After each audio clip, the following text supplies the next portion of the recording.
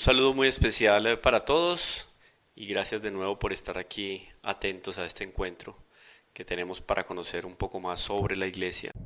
Hacemos entonces un paréntesis en lo que significa este recorrido por el Inmaculado Corazón de María, las grandezas de esos escritos maravillosos de San Luis María Griñón de Montfort, y vamos a conocer un poco más de la historia de San Juan de Letrán, ya que el día de ayer el Papa estuvo visitando esta archibasílica catedral de Roma, que a veces no comprendemos muy bien y nos confundimos con San Pedro. San Pedro está en el Vaticano y la arquidiócesis de Roma tiene una catedral, que es la catedral de San Juan de Letrán. Y el Papa visitó la catedral, celebró y asumió propiamente esa cátedra de Roma oficialmente. Entonces hoy nos encontramos con San Juan de Letrán.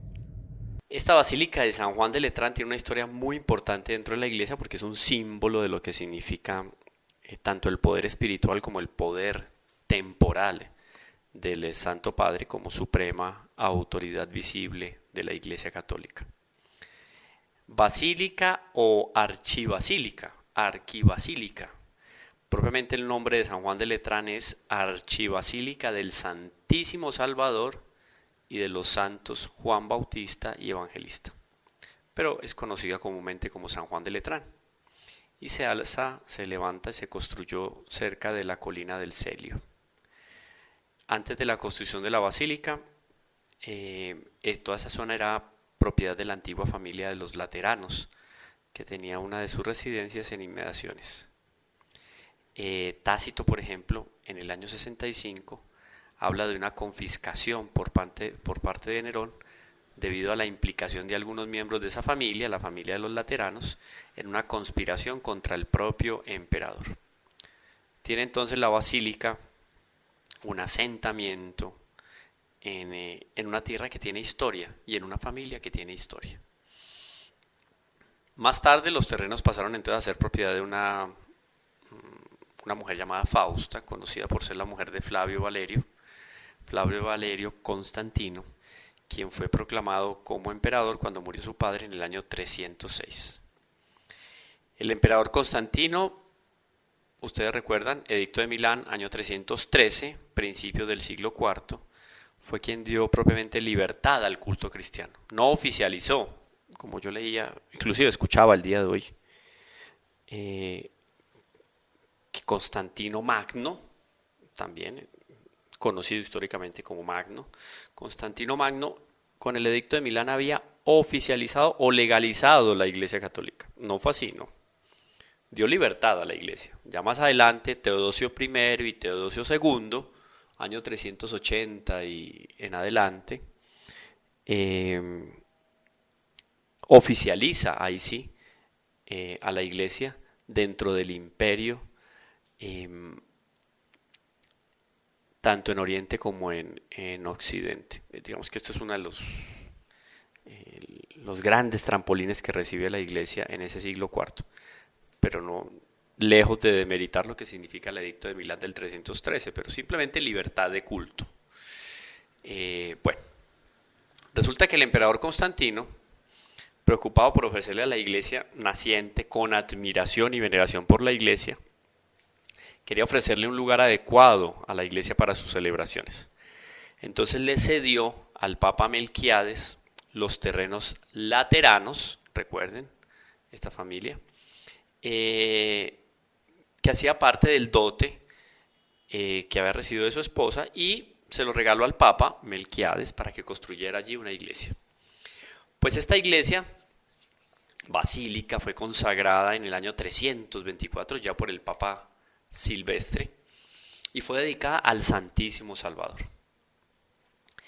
En el siglo IX, Sergio III, Papa, la dedicó también a San Juan Bautista, y ya en el siglo XII, el Papa Lucio II añadió a San Juan Evangelista. Por eso entonces tenemos ahí el nombre de la basílica, Archibasílica del Santísimo Salvador y de los santos Juan Bautista y Evangelista.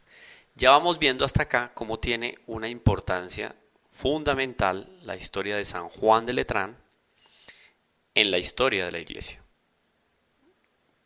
O sea, un imperio poderosísimo como era el imperio en el momento en manos de Constantino y más adelante de Teodosio, entrega a la iglesia eh, un palacio como este. Ahora, desde el siglo IV hasta el siglo XIV, cuando el Papa se trasladó, o el papado más bien, se trasladó a Aviñón, eh, Letrán fue la sede principal del papado y se convirtió en un símbolo y en el corazón de la iglesia.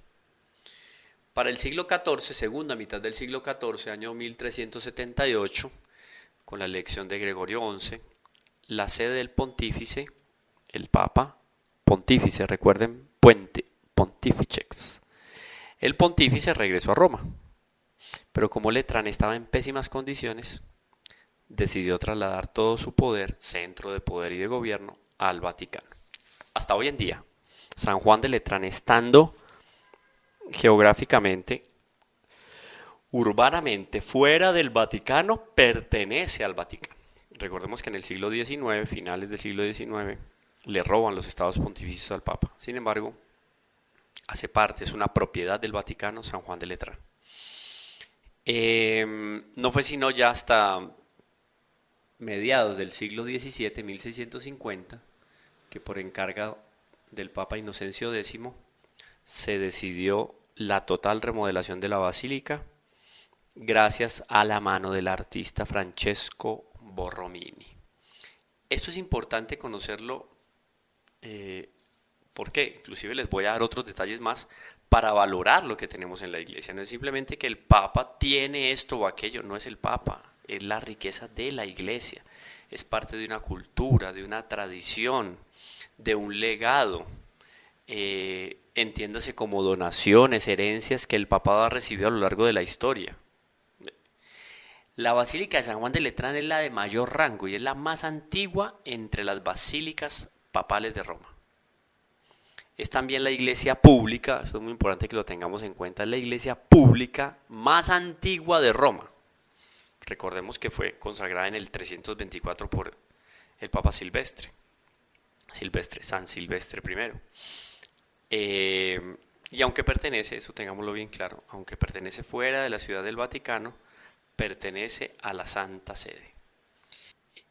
Obviamente la Basílica de San Juan de Letrán tiene una importancia fundamental. No podemos dejar de lado el acontecimiento de la visita, del resaltar lo que significa en la historia de la iglesia una basílica como la de San Juan de Letrán. Entonces, digamos, clarísimo que es consagrada en el año 324 y aunque se encuentra fuera del Vaticano, pues pertenece a la Santa Sede. Detalles más importantes, entremos al detalle. Alrededor del año 311, el palacio de la familia lateranense pasó a manos del emperador Constantino I, Constantino el Grande, quien posteriormente lo cedió al obispo de Roma, al Papa. En el 303, esto es muy importante, albergó un concilio. Vamos a ver la trascendencia del concilio.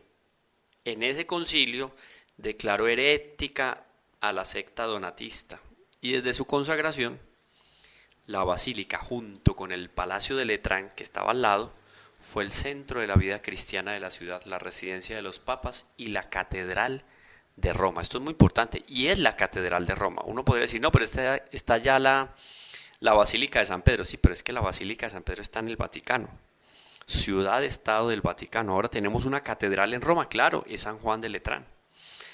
Y la iglesia original probablemente no era muy grande. Estaba dedicada, como ya dijimos, a nuestro Señor Cristo Salvador, Cristo Salvatori, y fue dedicada más adelante a San Juan Bautista y a San Juan Evangelista.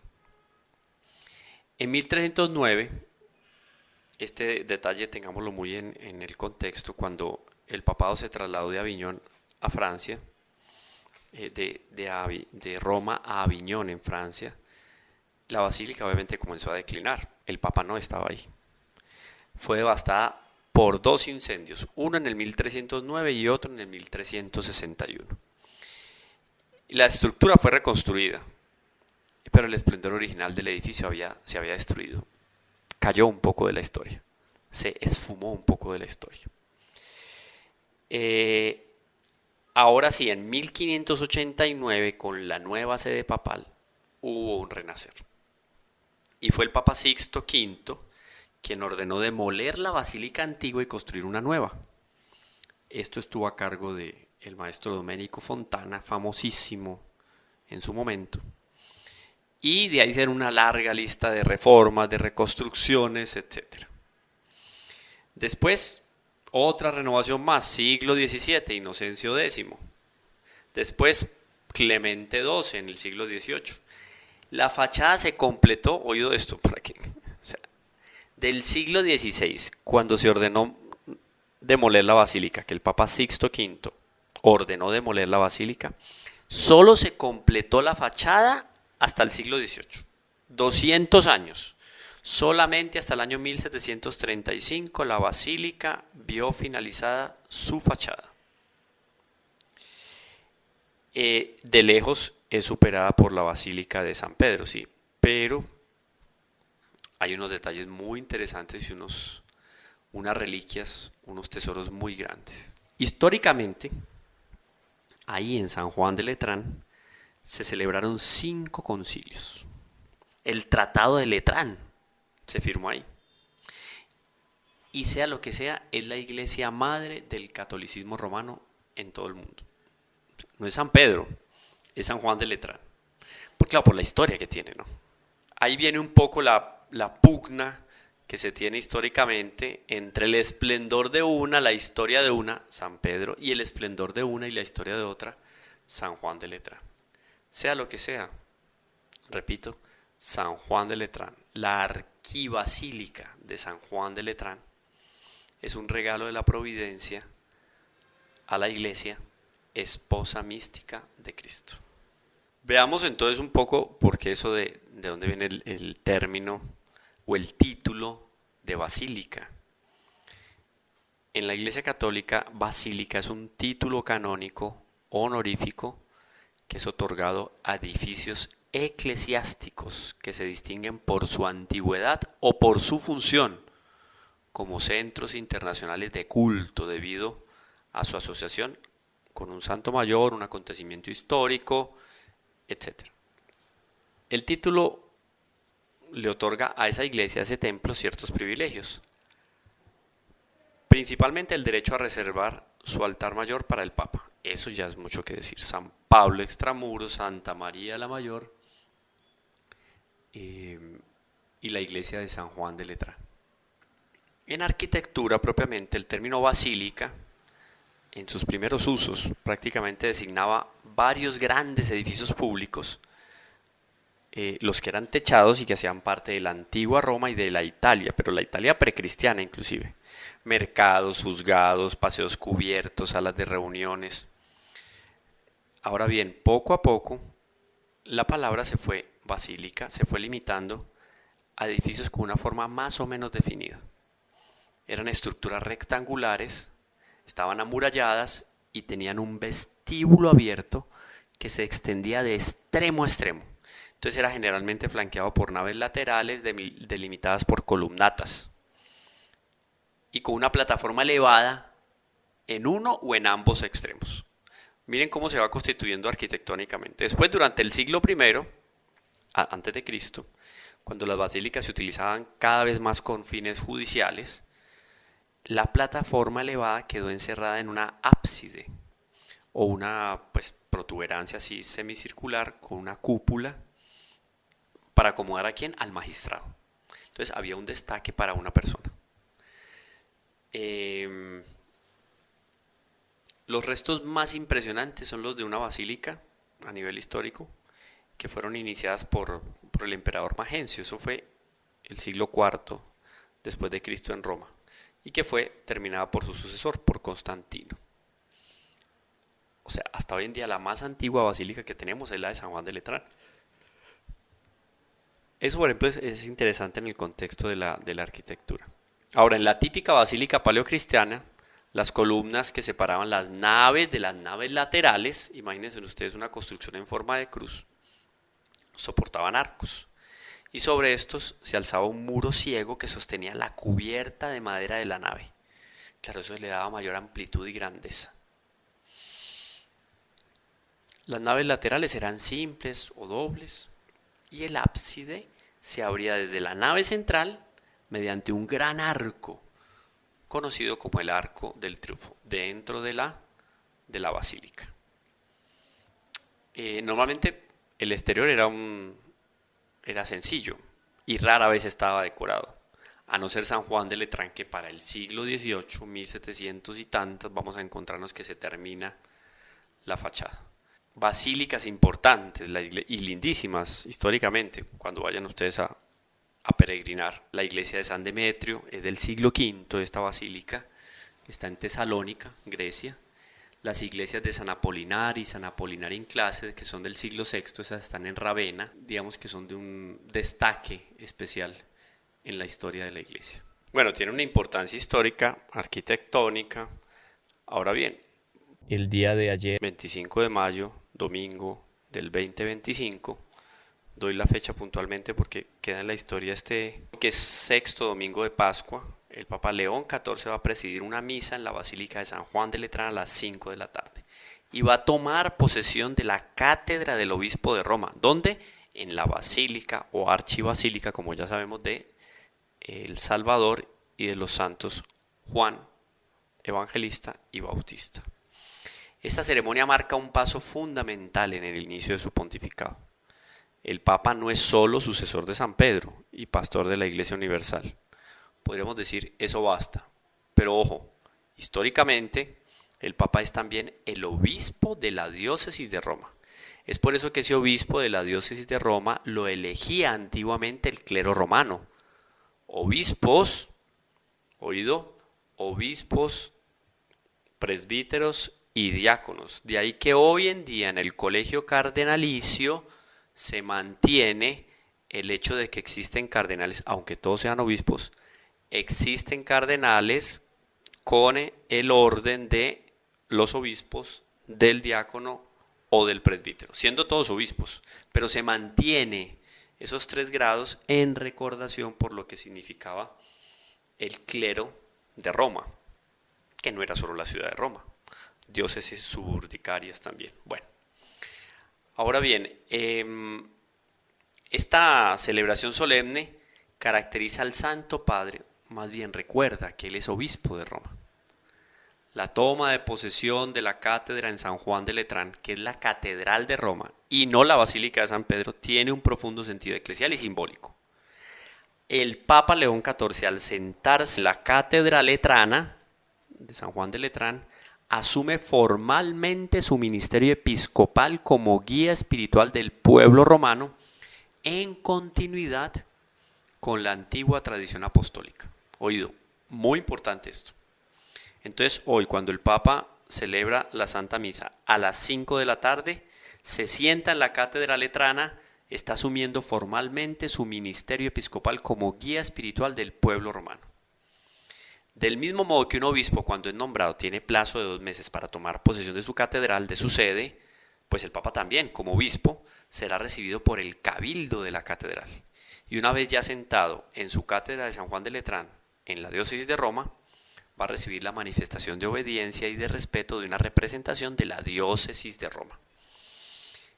Este rito hace parte de todo lo que es el ministerio petrino y está enraizado en una comunidad concreta. Es la iglesia de Roma donde vivió Pedro. San Juan de Letrán, madre y cabeza de todas las iglesias de la ciudad y del mundo, es la sede episcopal del Papa, por ser la primera basílica construida tras la paz que trajo Constantino el Grande en el siglo IV. Dios les bendiga.